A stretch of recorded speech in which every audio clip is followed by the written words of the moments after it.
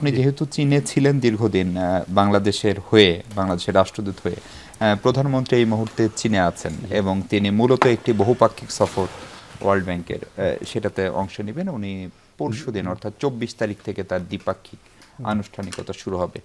প্রথম সফর মালয়েশিয়া, সেটাকে কিভাবে দেখেন এবং সেখান থেকে সরাসরি চীনে যাওয়া এবং এখন পর্যন্ত চীন নিয়ে যা শোনা যাচ্ছে সেটা এই সরকার আসলে তার কূটনীতির কি বার্তাটা সারা পৃথিবীকে দিল, আপনার বিশ্লেষণ শুনতে। আচ্ছা, ধন্যবাদ। অ্যাকচুয়ালি আমি প্রধানমন্ত্রীর মালয়েশিয়া এবং চীনের সফরটা বিচ্ছিন্ন কোনো ঘটনা দেখছি না। এটা একটা টোটাল একটা কম্পোজিট একটা প্রক্রিয়া হিসাবে আমি দেখছি। যেহেতু কতগুলা ব্রড ফরম্যাটে আমরা দেখতে পারি যে এটা সুনির্দিষ্টভাবে এটাকে সিলেক্ট করা হয়েছে যে ভিজিট ফর চায়না। অনেকে প্রশ্ন করতে পারে যে ইন্ডিয়াতে তো প্রথাগতভাবে যায়, উনি গেল না কেন? তো তখন মানে যেটা অ্যানালিসিস করলে বোঝা যায় যে কতগুলা ব্রড ফরম্যাটে যেরকম পলিটিক্যাল একটা মেসেজ দেওয়া, যে আপনারা দেখেছেন যে বিএনপি লিডারশিপের সময় they always had some deep and sustainable relationship, এবং 75-এ ডিপ্লোম্যাটিক রিলেশনস হওয়ার পরে 77 একটা হিস্টোরিক ভিজিট হলো শহীদ প্রেসিডেন্ট জিয়াউর রহমান সাহেবের সময়।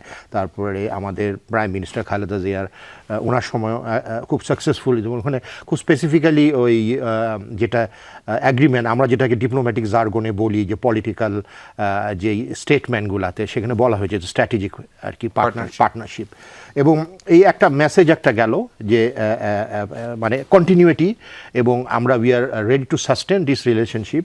সেকেন্ডলি তো অবশ্যই এটা ইকোনমিক একটা, আমাদের এই গভর্নমেন্ট একটা টার্গেট সেট করেছে যে $1 ট্রিলিয়ন ইকোনমি বাই 2034।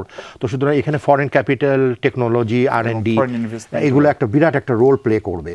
তো সুতরাং এটার জন্য মানে দরকার। আর একদিকে দেখেন যে মালয়েশিয়া একই আঙ্গিকে গাথা, মানে আমাদের লেবার মার্কেট রেমিটেন্সটা খুবই দরকার। এবং আরেকটা হচ্ছে কি স্ট্র্যাটেজিকও আমরা বলতে পারি যে আসিয়ান স্ট্র্যাটেজিকে, যেরকম যে আমার এই বিএনপি গভর্নমেন্টের একটা ফিলোসফি বা ফরেন পলিসি ডিকটাম হচ্ছে যে বাংলাদেশ ফার্স্ট, সবার আগে বাংলাদেশ, মানে প্রায়োরিটি অবজেক্টিভস বাংলাদেশকে আগে করা। তো এটার সাথে সাথে একটা ইন্টারলিঙ্কেজও আছে যে we are pursuing a independent foreign policy, এবং আমাদের ফরেন মিনিস্টারও বলেছে যে বাংলাদেশ গভর্নমেন্ট উইল ডিসাইড কোথায় যাবে বা কখন যাবে, কিভাবে যাবে, এবং প্রায়োরিটি সেটিংসটা কি হবে। এটা তো একটা দিক আছেই। তারপরে আমরা দেখতেছি যে আমিও তো অ্যাম্বাসেডর ছিলাম, যে ডিফেন্সের সময়ও আমাদের একটা বেশ একটা ভালো একটা কোঅপারেশন ছিল। আমাদের ডিফেন্স আর্মামেন্টস তারপরে এগুলা আমাদের চায়নার থেকেই সরবরাহকৃত। তো এগুলার একটা রিফারবিশিং, রিসাপ্লাই, রিআর্মামেন্ট, আবার মাল্টি রোল কম্ব্যাট এয়ারক্রাফটের কথাও বলা হচ্ছে। যে সুতরাং এগুলার ব্যাপারে আমরা অবশ্যই হয়তো আলোচনায় আসবে। এবং আমি যখন ছিলাম 2019 to 2021, আমরা কোভিডের সময় ছিলাম, তখন আমি দেখেছি যে চায়নার যে সক্ষমতা আছে, যে সাপ্লাই চেনের প্রতি তাদের যে একটা আস্থা, এবং পৃথিবী তো অনেক সময় প্রথমার্ধে তো অনেক সময় বিকল বা বিফল হয়ে গিয়েছিল যে এই সাপ্লাই চেনের অভাবে। তো আস্তে আস্তে এটা ঘুরে দাঁড়িয়েছে চায়নার জন্যই।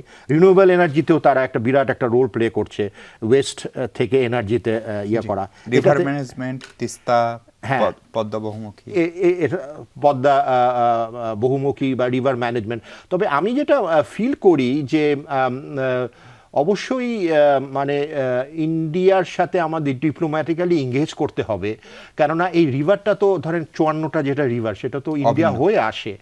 তো আনটিল আনলেস উই হ্যাভ ওই যে ড্রাই সিজন বা লিন সিজনের যে ফ্লোটা, সেটা যদি আমরা এনহ্যান্স না করতে পারি, তাহলে ইট মাইট হ্যাভ বিন ডিফিকাল্ট আর কি। কিন্তু হ্যাঁ, আমি বিশ্বাস করি যে আমি ব্যক্তিগতভাবে যে India has the capacity to give the water. কিন্তু ওই যেটা তারা বলে যে আমাদের এনাফ ওয়াটার নাই, তো সেটা ইট ইস অল আ ম্যাটার অফ, আমার বিশ্বাস যে ম্যানেজমেন্টের একটা ব্যাপার।